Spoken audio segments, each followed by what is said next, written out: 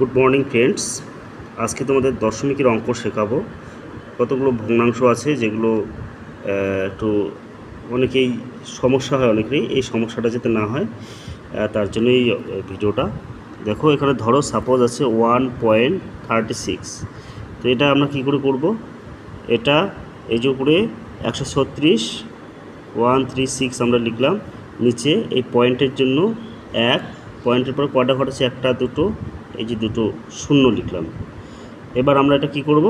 এটাকে আমরা কাটাকাটি করব, যেহেতু দুটোই জোড়া সংখ্যা, লাস্টে 6 এখানে 0, তো জোড়া সংখ্যাকে সর্বদা 2 দিয়ে বিভাজ্য হয়। 6 দুগুণ 12, বাঁচতেছে কত? 1 1 6 16, 2 দিয়ে করছি আমরা 8 দুগুণ 16, এখানেও 2 দিয়ে করো 50 দুগুণ 100, এখানে আবার 2 দিয়ে করো 25 দুগুণ 50, এখানে 2 দিয়ে করো 3 দুগুণ 6, 4 দুগুণ 8। এবার